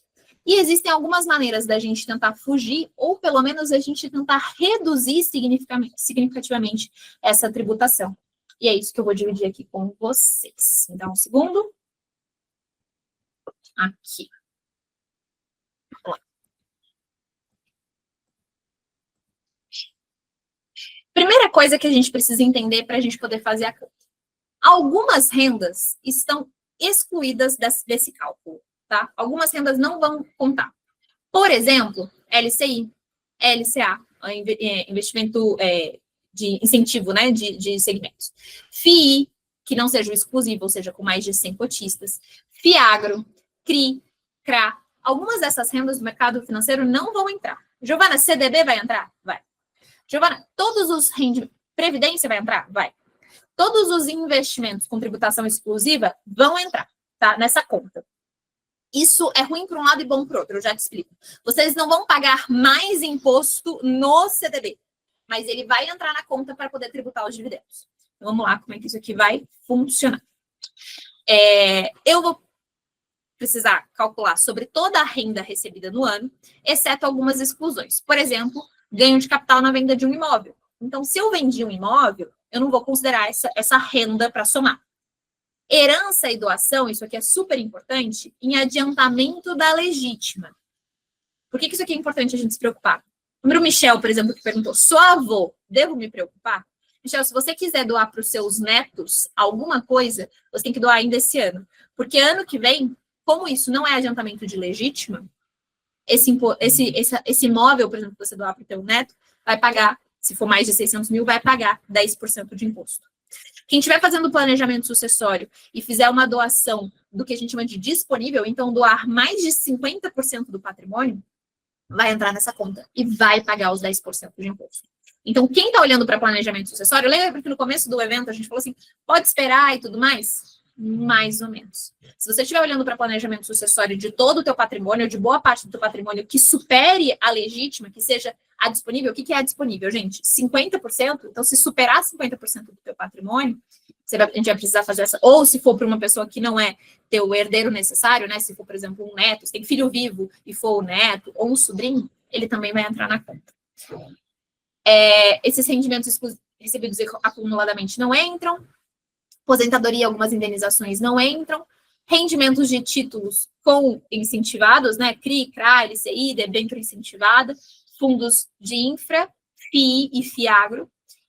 E isso aqui que a gente vai precisar falar super sobre lucros até 2025. De resto, pessoal, tudo vai entrar. E aí, como é que a conta vai acontecer? Eu vou somar todo o meu rendimento do ano e vou excluir esses aqui são alguns, né? São os mais comuns que eu coloquei, tem algumas outras também. Eu vou excluir tudo isso aqui. Excluir tudo isso aqui, eu vou ver. O resultado deu mais de 600 mil ou deu menos de 600 mil? Giovana, deu mais de 600 mil. Eu até recebi pouco de dividendos. Na verdade, eu recebi ali um total de 200 mil de dividendos. Só que eu fui lá e resgatei uma previdência. Eu fui lá e resgatei um CDB. E somando com o CDB, deu mais de 600 mil. Então, a gente vai fazer o cálculo do imposto para você. Não importa se você recebeu menos de 600 mil só de dividendos. Eu vou precisar somar todo o patrimônio. E sim, de todas as empresas que você tem participação, tá? O que a gente vai ter de diferença, eu já explico para vocês, é de retenção e tributação, mas eu já explico para a gente não perder aqui o raciocínio. Então, no cálculo anual, que vai acontecer lá no momento da sua declaração de imposto de renda. Giovana, como que vai vir isso na declaração? Eu não sei. A gente vai ter que esperar para ver como é que vai vir o sistema, tá? A gente não tem acesso a isso, a gente só teve acesso à lei. Lá na declaração de 2027, eu vou somar. Prolabore, aluguéis, tudo que não está aqui, gente. Eu vou somar. CDB, Previdência, eu vou somar. Deu mais de 600 mil, eu vou para a conta. Deu menos de 600 mil, eu sigo a minha vida, que eu não vou ter essa tributação. Bom, deu mais de 600 mil, eu venho fazer essa conta. Eu vou pegar minha renda, vou dividir por 60 mil, vou subtrair 10. E a gente vai ter uma alíquota efetiva que vai ser tributada sobre aqueles rendimentos, sobre todo o valor dos rendimentos, tá? Não é só o que supera 60 mil. E a cada 60 mil tem 1% de aumento na alíquota de IRPF. Como que eu calculo de fato o IRPF, né? Eu vou colocar a renda, vou multiplicar pela alíquota e vou retirar, deduzir ali aquilo que é possível de deduzir. O que é possível de deduzir? Aquilo que eu já paguei de imposto de renda na declaração de ajuste. Então, por exemplo, aquilo que eu já paguei de tributação do CDB, aquilo que eu já paguei, aqueles 10% que eu já paguei da Previdência. Então, digamos que você resgata uma Previdência que estava na alíquota mínima de 10%. Você não vai pagar mais 10%, ela não vai ser tributada 20%. Mas ele entra na sua conta para poder validar se você vai tributar aqueles rendimentos que estavam isentos, tá? Eric, diga, por favor. Você deu esse exemplo agora da Previdência, né? Se eu estou numa alíquota mínima de 10%. Suponhamos que eu estivesse numa alíquota de 20%. Então, eu paguei 10 a mais do que a mínima de 10. Esses 10 vão funcionar como um crédito para bater? Sim, ele entra Esses como 10 dedução. a mais que eu digo, né? Sim, ele entra como dedução. Digamos que você teve 600 mil de dividendos e 600 mil de previdência, e você pagou 20 de previdência. Toda a sua renda foi isso, foi 1.200. 600 de dividendos, que não tem imposto, 600 de previdência, que tem 20%. No final das contas, muito provavelmente, você vai pagar 0 adicional, porque você já teve o mínimo de 10%. Perfeito. Vai compor é isso que eu vou precisar tudo. validar, o que é a minha alíquota efetiva. Perfeito. Só que esse rendimento da Previdência, ele entra nessa conta aqui em cima, para eu ver se foi 600, mais ou menos de 600. Tá? E é do resgate, tá, gente? Do resgate ou do vencimento.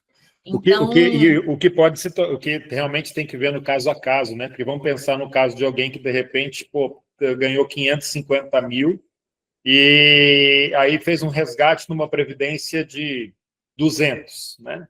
Aí pagou uma alíquota de 10% ali. Mas isso aí jogou ele para cima jogou os 550 que estavam isentos para serem tributados, né? Exatamente. Perfeito, entendido. Então, é essa conta, é por isso que vai impactar, tá? E é o valor resgatado, tá, pessoal? Então, se eu não resgatei a Previdência tá lá, o meu VGBL, por exemplo, ele não entra nessa conta, é de fato o que eu tenho de resgate. Ou de vencimento, né? Então, por exemplo, o CDB, por exemplo, venceu, aí de fato ele entra, mesmo, né? Não tem opção, né? Ele de fato resgata, é um resgate ainda aqui involuntário. Então, isso tudo entra na conta. E esse é um dos grandes problemas, tá? Giovana, como que eu fujo disso aqui? Para onde a gente vai? Para onde vamos? Fujam para as montanhas, qual é a saída? Eu tenho brincado que a saída, gente, é Guarulhos. O negócio tá ficando difícil. Mas entra, por exemplo, rendimentos de offshore. Então, rendimentos internacionais, eles vão entrar também. Se eu paguei imposto na minha offshore, eu vou utilizar isso como dedução. Então, tudo isso entra... Então, a gente vai ter 2 momentos. Eu vou ter um momento em que eu vou calcular se é aplicável a mim ou não, e depois, quanto que é aplicável a mim ou não, tá? Qual é, de fato, a tributação. E aí, a gente tem algumas alternativas que eu já queria dividir com vocês, né? São 3 alternativas que eu vou pontuar aqui, 3 pontos de atenção, na verdade. Não são necessariamente alternativas, mas pontos de atenção. O primeiro ponto de atenção é o seguinte. Giovana, se eu tenho 2 empresas e cada uma dessas empresas me paga 40 mil reais por mês de dividendos, o que vai acontecer? Vai acontecer que você não vai ter retenção no mês a mês. Retenção é diferente de tributação, pessoal. Retenção é aquilo que a empresa vai lá e já retém, né? A gente, quem é CLT, por exemplo, quem for CLT, quem já foi CLT, funcionário público e tudo mais, a gente tem um imposto que é retido todos os...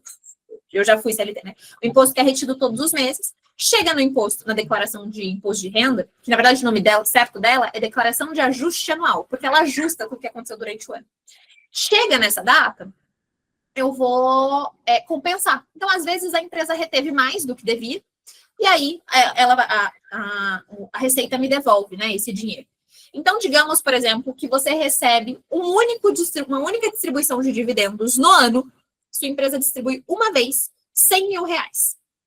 Ela não distribuiu o ano todo, ou você abriu uma empresa em novembro, e aí ela faturou, ela distribui dividendos em dezembro, ela distribui 100 mil reais. Você vai ter a retenção de 10%. Então, desses 100 mil reais, 10 pau vai ficar com a Receita. Quando chegar na declaração do ano seguinte, de repente você ficou abaixo de 600. Se for esse o caso, esse valor é devolvido, é restituído a você. Mas a retenção, ela é mensal. E por que eu estou falando isso? Por conta de fluxo de caixa. Então, de repente, aí vocês, empresários, vocês vão fazer a conta na empresa de vocês. Você fala assim, Giovana, eu preciso de 100 mil reais todos os meses de distribuição de lucros para poder viver. É o custo da minha vida. Eu preciso desses 100 mil reais. Então, talvez, pessoal, o que a gente vai fazer é colocar 2 empresas em cima da tua empresa e distribuir 50 mil para um, 50 mil por outra. Porque daí eu não tenho retenção no mês a mês. Lá no ano seguinte eu vou pagar, não vou ter como fugir, mas pelo menos eu tenho um controle melhor de fluxo de caixa, porque é melhor pagar imposto no ano seguinte do que pagar agora, né? Melhor pagar daqui a um ano do que pagar agora. Então a gente vai ter alguns olhares, assim, de um pouco estratégicos para isso. Outra estratégia que a gente vai ter. Poxa, Giovana, eu tiro dinheiro de uma empresa para investir em outra. Eu estou nesse momento na minha vida, por exemplo. Eu virei sócia de uma empresa de tecnologia. É uma empresa de tecnologia que a gente só está botando dinheiro, né? A gente não está retirando nada. Hoje, o que eu faço? Eu tiro o dinheiro do escritório, eu tiro o dinheiro das minhas empresas, passa no meu CPF, e eu vou lá e coloco o dinheiro nessa empresa de tecnologia. O que eu vou começar a fazer? E aí, deixa eu dividir de novo a tela com vocês. Eu vou fazer essa estrutura de holding aqui, gente. Por quê? Esse imposto de renda, lembra que eu falei para vocês que ele não é imposto dos dividendos? Ele é imposto da pessoa física.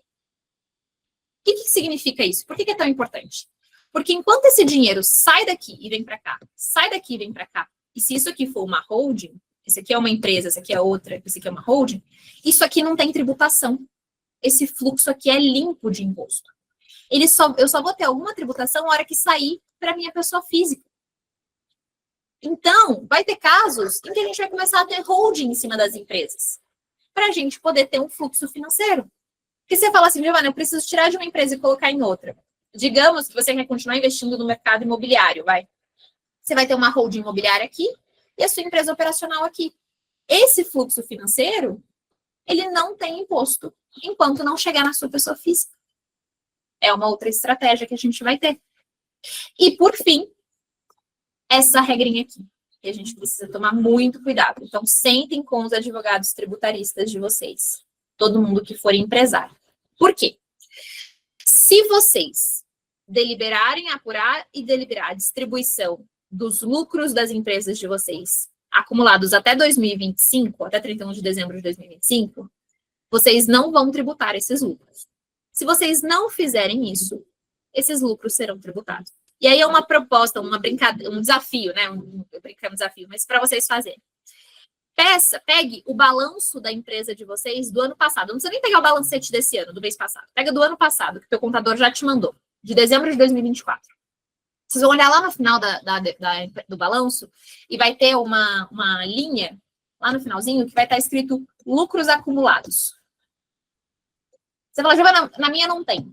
Olha, impressionantemente, a maior parte das empresas dos nossos clientes possuem.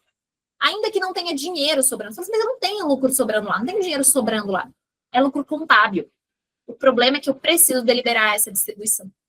Eu preciso aprovar isso, porque senão o estoque será tributado. Quem não fizer, e isso precisa ser feito até 31 de dezembro, terá tributação dos lucros antes de 25.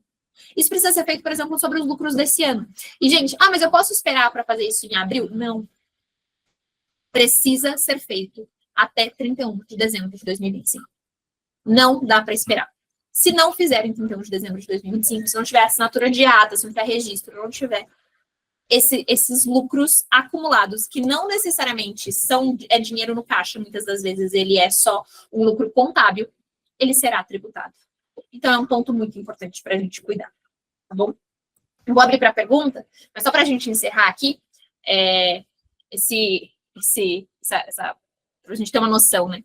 Essa notícia, né? Ela saiu aqui em maio de 2025, né? Que o governo tinha criado ou subido impostos 24 vezes desde o início. Um aumento a cada 37 dias. Gente, isso aqui foi maio. Imagina, estamos em novembro. O número já aumentou bem. Tudo isso que eu estou falando não tinha em maio.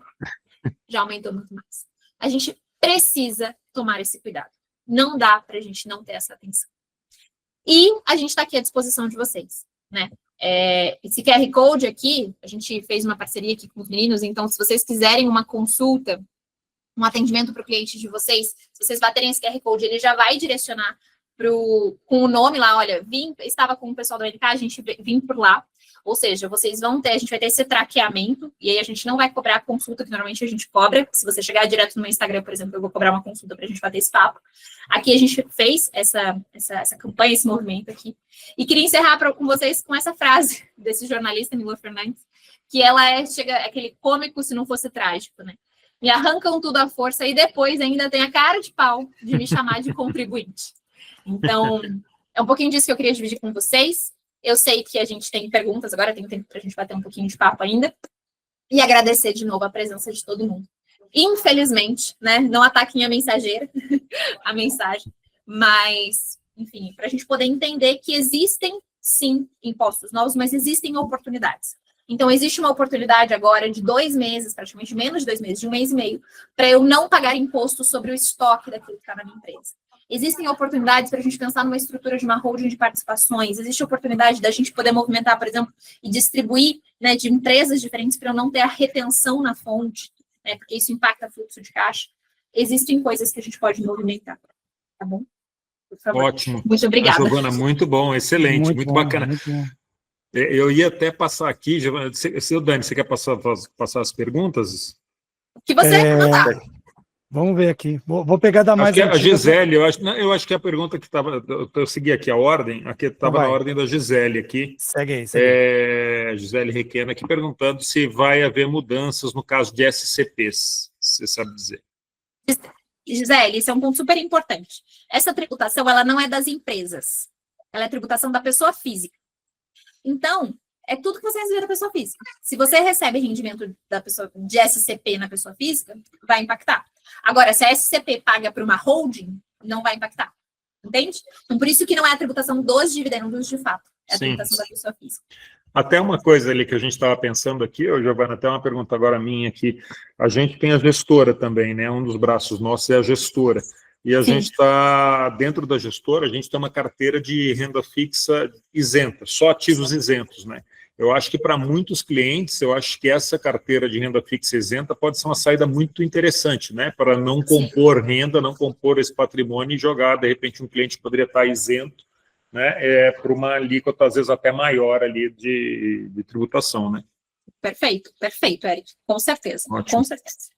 Joia, né? Então planejamos certo aqui. Então, boa. Muito bom. Aí tem uma outra pergunta aqui da Gisele também. No CPF, não, então entrará a distribuição de lucros de todas as empresas, e isso acho que já está claro. A toma de todos os CNPJs não poderá ultrapassar os 600 mil. Quer dizer, para ficar isento, não poderá ultrapassar os 600 mil, né? A somatória lembrando de todos que não é os só a dividendos. soma do CNPJ, é a soma de todos os rendimentos Tudo. com aquelas exclusões que a gente listou. Exato. Quer dizer, lembrando aqui, hein, gente, conta aqui CDB, Previdência, conta aluguel também, né? Imagino que também, né? Vai contando Salário, tudo. Né? conta tudo. Perfeito. Óbvio, lembrando aqui que tem as devidas compensações, quando você pagar mais que os 10%, vai jogar a seu favor no cálculo do cômputo geral do que você tem que pagar, né? Aplicações financeiras somente com resgates. Mas aí tem uma pergunta aqui, Giovana, que fica aí. Quando a gente está falando de uma previdência ou de um CDB, por exemplo, que você mencionou, são produtos que você paga o IR na hora da saída. Mas quando a gente está falando de fundos de investimento, que você tem o Comicota ali periodicamente, quando você vai fazer a declaração, o cálculo é diferente, né? Porque você tem a variação daquele patrimônio. No caso de fundo de investimento, ele é contabilizado de outra forma. Vai entrar. Não, vai entrar. Mas aí entra a simples variação patrimonial, né? No caso do fundo, não, o fundo não entra, no caso, no resgate, tá? Então, pelo que eu entendi. Agora, CDB e Previdência é só no resgate, pelo que eu entendo. Eu vou até confirmar isso para ver se eu não estou falando nenhuma bobagem. Eu fico te dar esse ok, mas eu tenho quase certeza que sim. Mas eu vou confirmar só para ficar 100% segura com essa questão da variação dos fundos, tá? Porque quando a gente faz a declaração do IR anual, os fundos a gente coloca o valor atualizado, né? Então, o seu patrimônio efetivamente aumentou, né? Mas já teve o Comicotas. Bom, deixa eu confirmar e eu te mando, retorno ali, para ficar sempre. Joia, bacana. Aí depois quem perguntou isso daí foi José Manuel, não, mas... Não.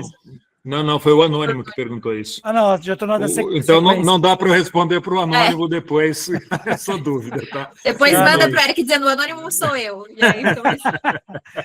Mas não previra a possibilidade de se abrir vários CNPJs para fugir da tributação? Não vai José fugir, José, né? não foge. Abrir vários CNPJs foge da retenção mensal.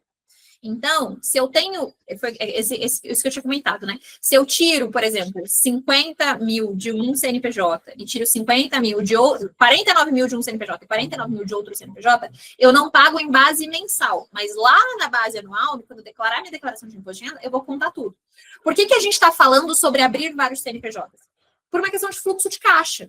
Porque, às vezes, isso impacta muito na tua operação. Se você vai distribuir R$1 milhão num mês, é 10% que vai ficar na hora.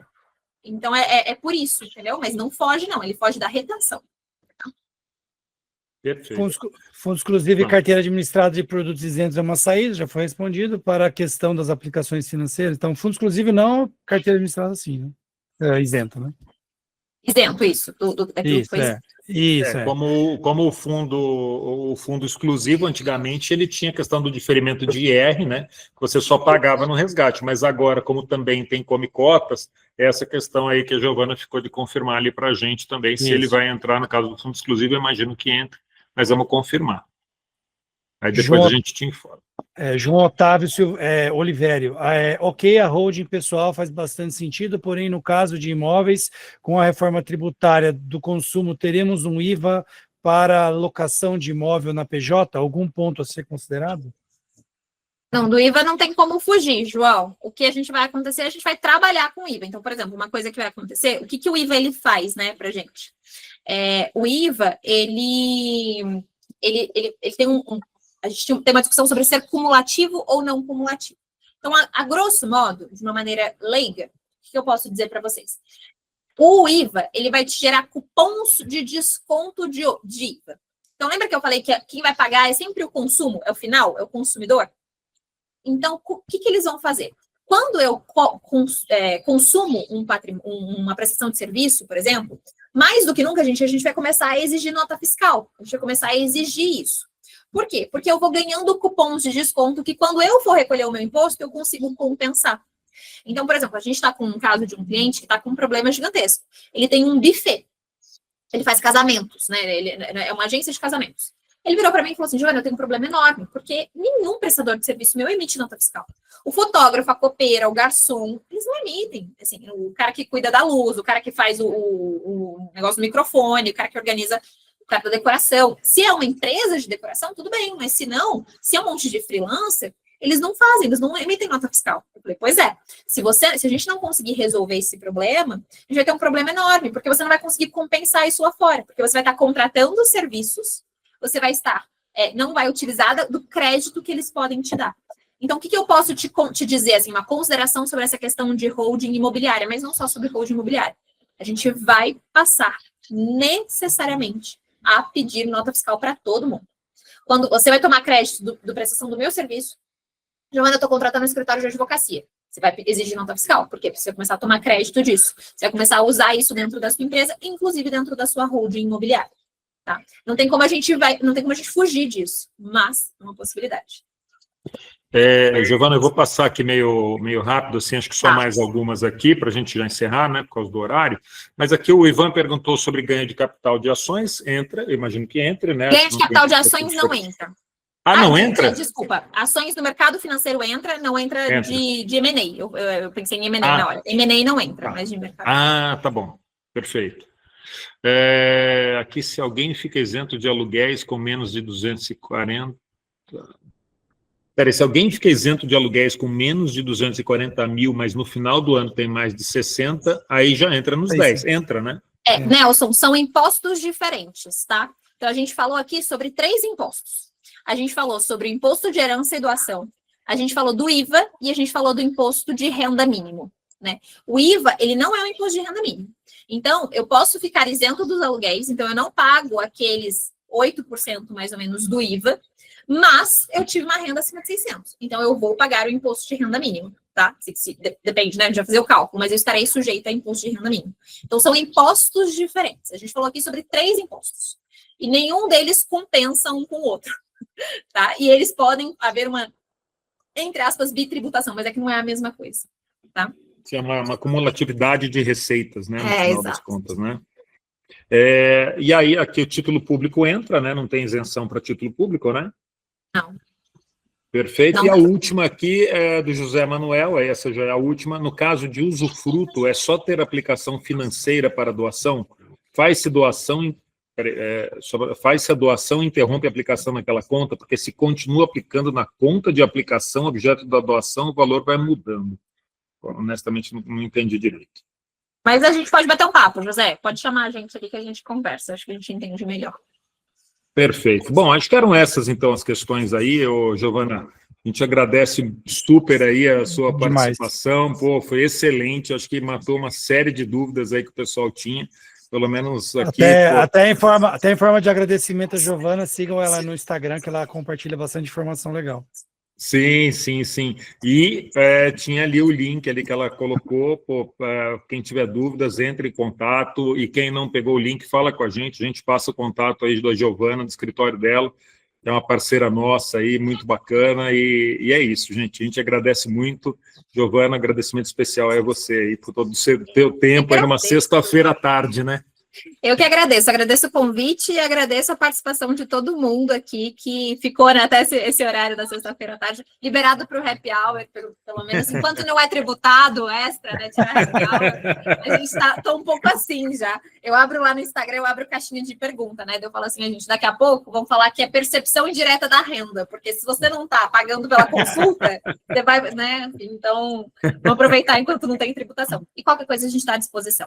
É um tema que a gente tenta falar de uma maneira mais leve, é um tema delicado, e é um tema que vocês não precisam ser experts nisso, né, pessoal? Acho que esse é o grande ponto, assim. O assessor, o consultor, conte conosco, né? Vocês têm já esse conhecimento já para entender esse olhar do tributário e tudo mais, mas aquilo que que ultrapassar a alçada de vocês, podem gritar aqui, porque a gente também não faz zero gestão de carteira, orientação de mercado financeiro, porque não é a nossa praia. É de fato o que a gente fez aqui, né, meninos? É unir o melhor que a gente tem de cada expertise para poder dar o melhor atendimento para vocês, para os clientes de vocês. Então, contem conosco. É isso aí. Manda um abraço para a Sara. Pode deixar, manda sim. Obrigada, Obrigado, gente. Giovana. Ótimo final de semana aí para todos, gente. Valeu, obrigado, tchau, Giovana. Valeu, tchau.